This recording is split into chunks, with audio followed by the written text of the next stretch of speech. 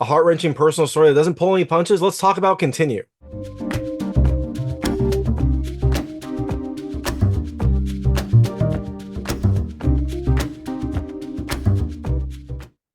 Hey everyone, it's David Stark from Watch Our Pass. I'm here to talk to you about Continue, which is coming to theaters, digital, and on demand on September 6, 2024.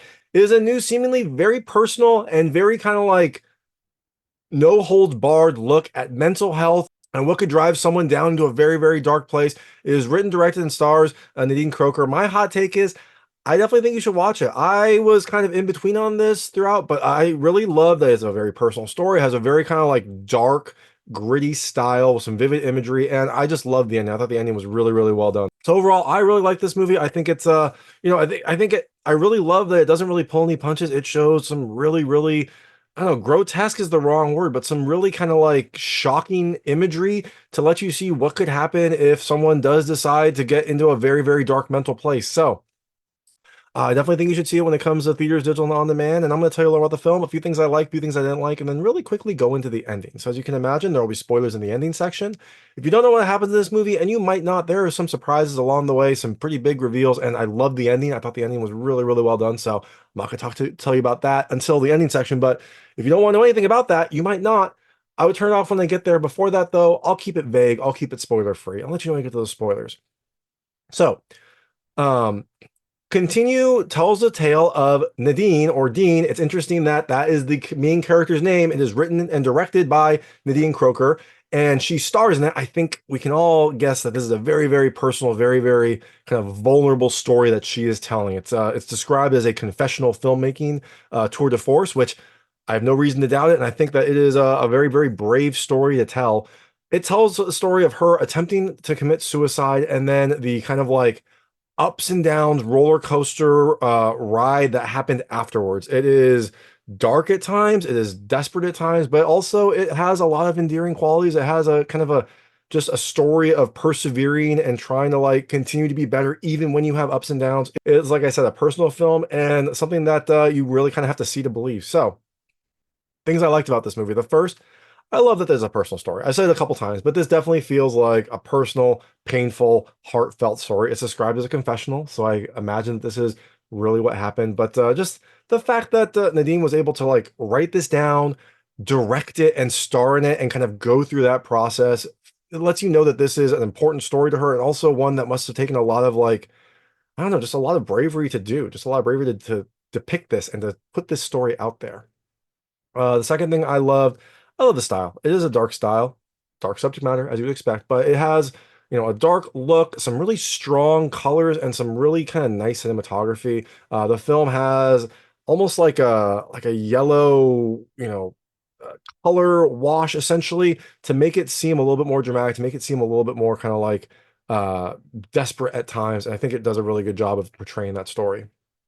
The third thing I love the vivid imagery. You are if you are triggered by things that maybe be grotesque or have like, suicidal suicide in your past, this might trigger you because they don't shy away from it. They show some very, very gruesome scenes, some very kind of like desperate people doing things, and the film does not pull any punches. It does not, try to hide it. It shows the results. It shows kind of like what can happen and what can happen if someone finds you. And so I think that's important. I think it's an important part of the story, and I'm glad the film really kind of like embraces that.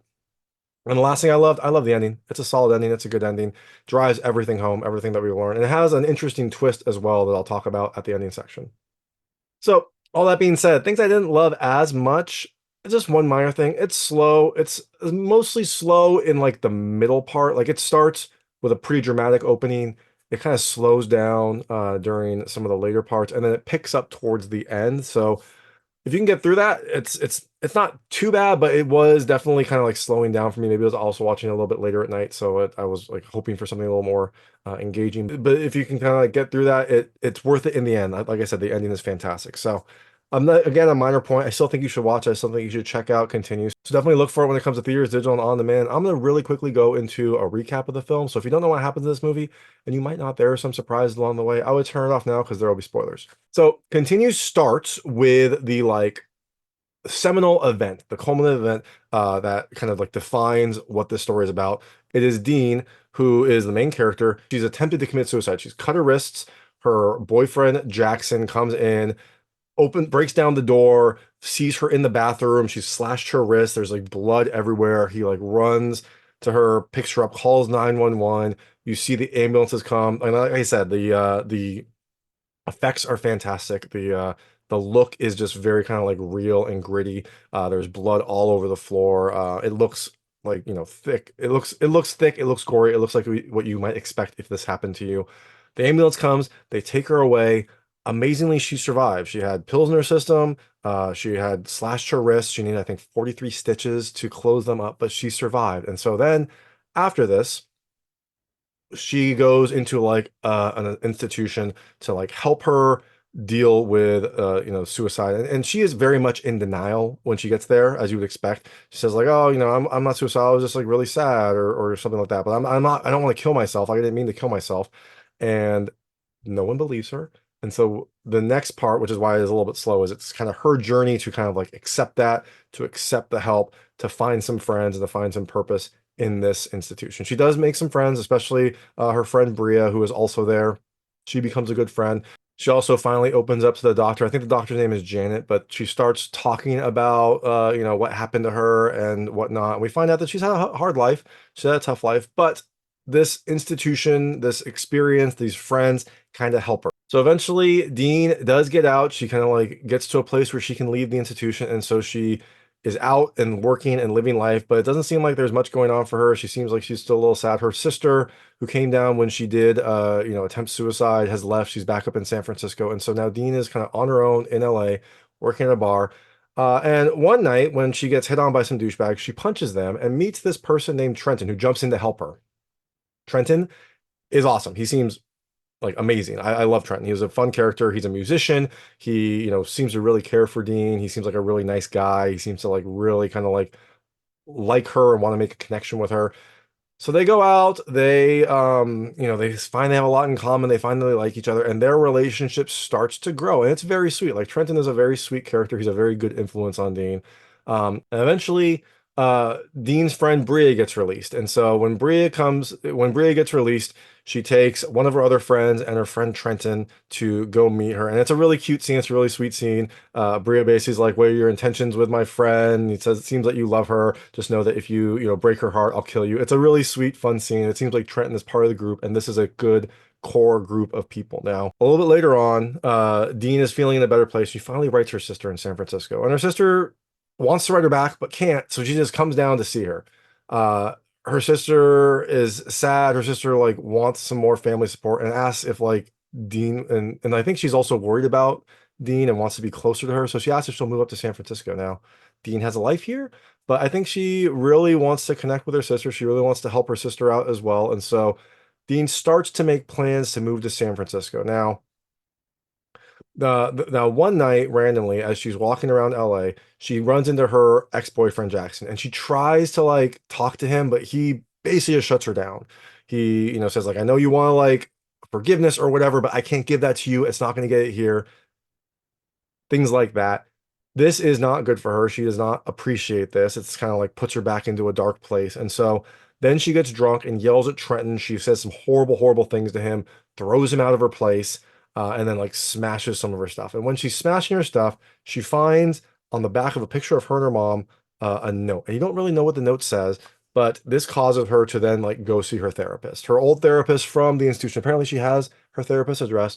She comes there, sits down, talks to her, and basically is like just lamenting, that I think her dad killed himself. I think her dad like killed himself when she was home, so he knew that she would find her, or maybe he didn't even think about it, but eventually like she found her dad. And so at first, she didn't know why. There was no information, but I guess on the back of this picture, he had written a little note that kind of didn't really give her any closure. So she is upset about this. She's upset about what she did. She's just kind of like upset about her life. And so she goes and talks to her therapist. And she's, basically saying like, how could you like, you don't know what it's like. You don't know what this is like. And her therapist is like, I do. Like, her therapist then reveals that her own son committed suicide at 15, and like he OD'd on pills that she had that she could prescribe. And so she basically gave him the implement to kill himself. And so this caused her to go into a dark place. This caused her to become an alcoholic, to like destroy her life. And like she has slowly rebuilt it, and she is slowly back to a place. But this gives her some, understanding with Dean. Like they kind of like form a connection here. And Dean, I think, finally is accepting like what her therapist is saying, like sees that her advice is coming from a similar place. So this helps. This helps her, and this helps Dean kind of get back into a right spot. She goes to visit Trenton.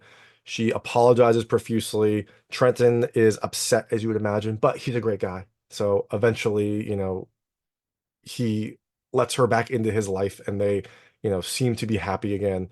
And then we find out that you know, and we find out that Dean has decided to move to San Francisco. Trenton is going with her. He says, like, wherever you are, I'll go. And Bria seems hesitant, but then after Dean talks to her, it seems like Bria agrees too. So they all are uprooting their lives in LA and going to San Francisco to be closer to Dean's sister Bennett. And also Trenton's mother is there. Trenton hasn't talked to her mother in years, but his mother is up there, so maybe he'll reconnect with her. They go up to San Francisco.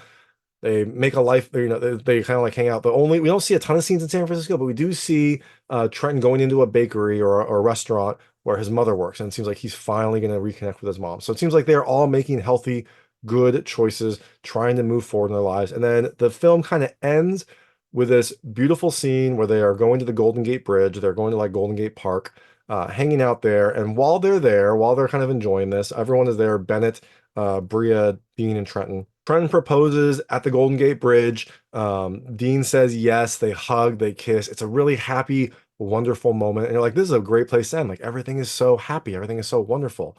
And then this is the twist. This is what I thought was really interesting. I loved it, but it is a dark twist, but I think it's a really good twist. It rewinds.